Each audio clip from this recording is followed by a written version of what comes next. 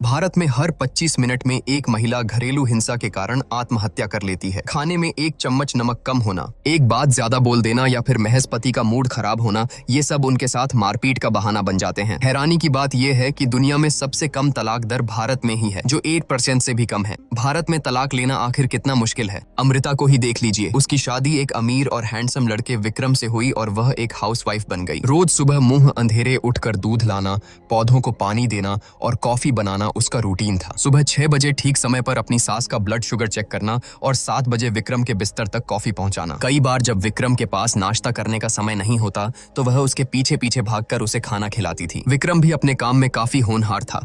उसे कंपनी ने मैनेजर बनाकर लंदन भेजने का फैसला किया। इसका मतलब था कि अब उनका पूरा परिवार लंदन शिफ्ट होने वाला था। अमृता बहुत खुश थी, लेकिन वह नहीं जानती थी कि उसका असली बुरा वक्त तो बस अब शुरू ही होने वाला है। शाम को इस प्रमोशन और इंक्रीमेंट का जश्न मनाने के लिए विक्रम ने घर पर एक छोटी सी पार्टी रखी, जिसमें ढेर सारे रिश्तेदार और दोस्त शामिल हुए। लेकिन तभी बॉस ने विक्रम को बताया कि लंदन में पहले ही किसी नए मैनेजर की नियुक्ति हो चुकी है और अब विक्रम को यूके जाने की जरूरत नहीं है। विक्रम को कुछ समझ नहीं आया। उसने अपने बॉस के पास जाकर सवाल किया कि आखिर ये सब क्या है? जब पहले से बात तय थी तो फिर नए मैनेजर को वह जगह कैसे दे दी गई? दोनों के बीच तीखी बहस होने लगी। तभी अमृता बीच बचाव करने आ गई। उस वक्त विक्रम गुस्से से उबल रहा था और उसे अपना गुस्सा निकालने की कोई जगह नहीं मिल रही थी। तभी उसने अमृता के चेहरे पर एक जोरदार थप्पड़ जड़ दिया। अमृता उस थप्पड़ से सुन्न रह गई। उस पल उसे लगा जैसे उसके शरीर से किसी ने उसकी आत्मा ही खींच ली हो। कानाफूसी करते पड़ोसी, परेशान माता पिता और हमदर्दी भरी नजरों से उसे घूरते तमाम लोग। अमृता को यकीन ही नहीं हो रहा था। वह बदहवास सी अपने कमरे में लौट गई। घर वाले उसे तसल्ली देने आए,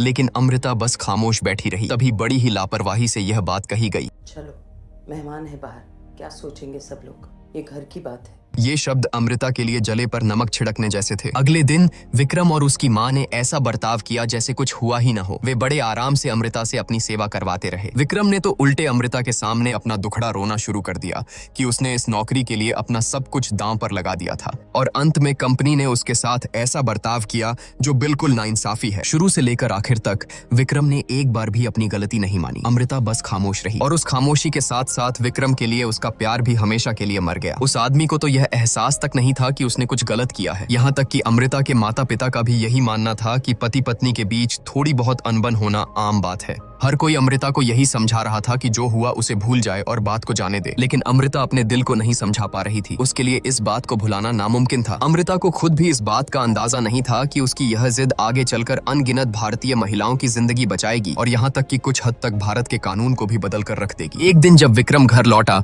तो अमृता ने उसे अपना फैसला सुना दिया। विक्रम ने उल्टे उसी पर इल्जाम लगा दिया कि वह बिना बात के तमाशा कर रही है। उसने कहा कि काम की वजह से वह पहले ही बहुत परेशान है और अमृता उसकी मुसीबतें और बढ़ा रही है। उसे शुरू से यही लग रहा था कि अमृता राय का पहाड़ बना रही है, इसलिए उसने अमृता को जाने दिया और उसे रोका तक नहीं। लेकिन अमृता के जाने के 3 दिन बाद ही घर का सारा कामकाज ठप हो गया। हारकर विक्रम को ही समझौता करने के लिए आगे आना पड़ा। वह माफी मांगने के लिए एक नेकलेस भी खरीद लाया, लेकिन 2-4 बातें होते ही विक्रम फिर से झल्ला गया। उसने अपना चेहरा अमृता के आगे कर दिया और बोला कि वह भी उसे एक थप्पड़ मार ले ताकि हिसाब बराबर हो जाए। लेकिन अमृता ने कहा कि वह ऐसा बिल्कुल नहीं करेगी क्योंकि उसके संस्कार उसे इस बात की इजाजत नहीं देते। यह बात सीधा विक्रम के गुरूर पर जा लगी, जैसे अमृता ने घुमा फिरा कर उसे बदतमीज कह दिया हो। विक्रम से यह बर्दाश्त नहीं हुआ और वह गुस्से में वहां से चला गया। उसने तय किया कि वह अब अमृता के साथ कोई नरमी नहीं बरतेगा। उसने सीधे अमृता को एक कानूनी नोटिस भेज दिया, जिसमें उसे इस गैर कानूनी अलगाव को खत्म कर वापस लौटने का आदेश दिया गया था। विक्रम को इस बात का अंदाजा नहीं था कि इस कानूनी चिट्ठी ने अमृता के दिल में बची खुची मोहब्बत को भी चकनाचूर कर दिया। अमृता शहर की सबसे जानी मानी वकील के पास गई, जो कि महिलाओं के हक के लिए लड़ने वाली एक मजबूत कार्यकर्ता भी थी। लेकिन अमृता के तलाक मांगने की वजह सुनकर वह वकील भी हैरान रह गई। वकील ने अमृता को बताया कि यह कानूनी रूप से शायद यह सही न हो। वकील की नजर में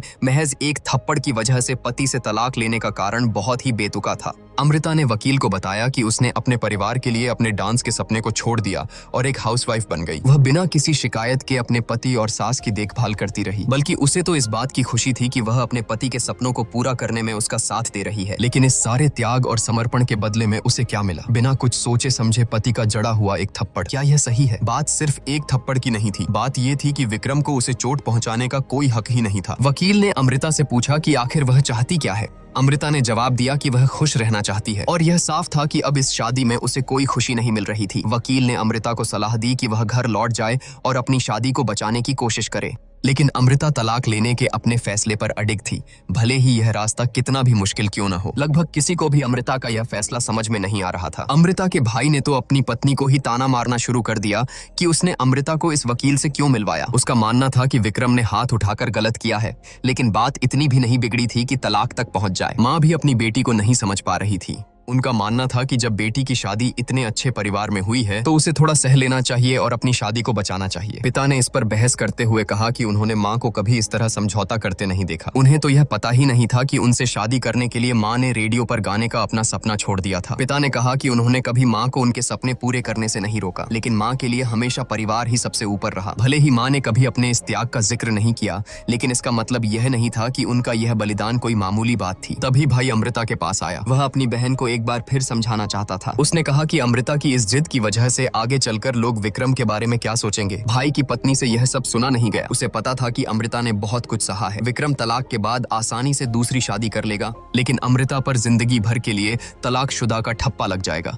भाई ने अपनी पत्नी को चुप रहने के लिए कहा और बोला कि वह अपनी बहन की टूटती शादी को बचाने की कोशिश कर रहा है। पत्नी इस बात से बिल्कुल भी सहमत नहीं थी और उसने घर छोड़कर जाने की बात कह दी। इस पर भाई ने गुस्से में उसका बैग उसके हाथ में थमा दिया और उसे धक्का देते हुए घर से चले जाने को कहा। तभी पिता ने बीच बचाव किया। उन्होंने बेटे को रोकते हुए कड़े शब्दों में आदेश दिया कि वह तुरंत अपनी पत्नी से माफी मांगे, वरना वह खुद इस घर से बाहर निकल जाए। भाई ने हार कर माफी तो मांग ली, लेकिन उसे अभी भी यही लग रहा था कि वह सिर्फ अपनी बहन की शादी बचाने की कोशिश कर रहा है, जो कि सबके भले के लिए है। उधर अमृता के बिना विक्रम के घर में सब कुछ अस्त व्यस्त हो गया था। उसी दिन उनकी नौकरानी को भी उसके पति ने बुरी तरह पीटा था। विक्रम ने खुद चाय बनाने की कोशिश की, लेकिन पूरा किचन गंदा कर दिया। वकील ने अमृता के लिए एक एग्रीमेंट तैयार किया, लेकिन वह अमृता को आखिरी बार समझाना चाहती थी। अमृता ने वकील से पूछा, अगर मेरी जगह आप होती तो क्या करती? वकील जवाब नहीं दे पाई, क्योंकि वह खुद भी अपनी जिंदगी में एक अलग तरह की मानसिक हिंसा झेल रही थी। बाहर वह चाहे कितनी भी कामयाब क्यों न हो, घर लौटने पर उसे अपने पति के ताने सुनने पड़ जाते थे। उसके पति का मानना था कि वकील ने जो कुछ भी हासिल किया है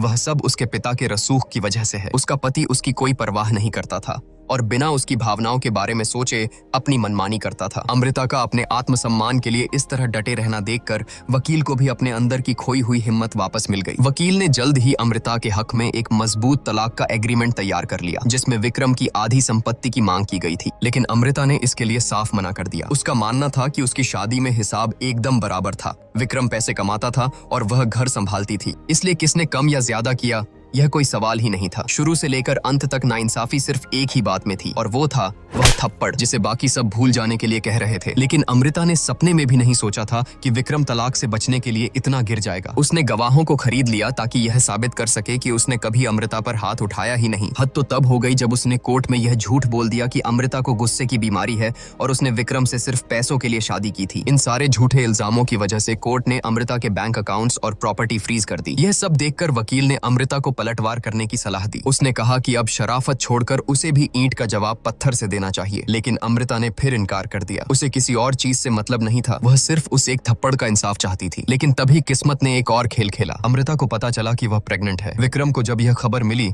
तो उसकी खुशी का ठिकाना नहीं रहा। यह तो बिल्कुल उसके फ्यूचर प्लान के हिसाब से फिट बैठ रहा था। 2020 में एक बच्चा, 2022 में दूसरा। अमृता उसे अपने भविष्य के सपने बुनते हुए देख रही थी, लेकिन उसे जरा भी खुशी महसूस नहीं हो रही थी। उसके सामने खड़ा आदमी अब वह नहीं रहा था जिससे उसने कभी प्यार किया था। तभी विक्रम की नजर अमृता के हाथ पर पड़ी। उसकी शादी की अंगूठी गायब थी। उसने अमृता पर इल्जाम लगाया कि वह अपनी जिद और पागलपन में उनके बच्चे की जिंदगी बर्बाद कर रही है, लेकिन अमृता ने कहा कि अब वह उससे प्यार नहीं करती। उनके बीच अगर कुछ है तो बस ये होने वाला बच्चा, और कुछ नहीं। विक्रम बौखला गया। उसने कहा कि अमृता जहां चाहे जा सकती है, जो चाहे कर सकती है, लेकिन वह उसके बच्चे को अपने साथ नहीं ले जा सकती। अब उनका तलाक का केस बच्चे की कस्टडी की जंग में बदल चुका था। विक्रम ने शर्त रखी कि वह तलाक के लिए तैयार है, पैसे और घर सब कुछ अमृता को देने को भी तैयार है, लेकिन इसके बदले अमृता को बच्चे की कस्टडी छोड़नी होगी। विक्रम अच्छी तरह जानता था कि अमृता के पास केस लड़ने के लिए ज्यादा पैसे नहीं हैं, और अगर केस लंबा चला तो जीत पक्का उसी की होगी। अमृता ने सपने में भी नहीं सोचा था कि विक्रम अपने ही बच्चे को पैसों के दम पर खरीदने की कोशिश करेगा। उस पल अमृता को यकीन हो गया कि अब उनके रिश्ते में लौटने की कोई गुंजाइश नहीं बची है। विक्रम को अब भी समझ नहीं आ रहा था। उसके लिए तो वह बस गुस्से में गलती से उठा हुआ एक हाथ था, लेकिन तभी उसके बॉस की एक बात ने उसे आईना दिखा दिया। विक्रम खामोश हो गया। उसे अचानक एहसास हुआ कि वह गुस्से में कभी अपने बॉस पर हाथ नहीं उठा सकता था,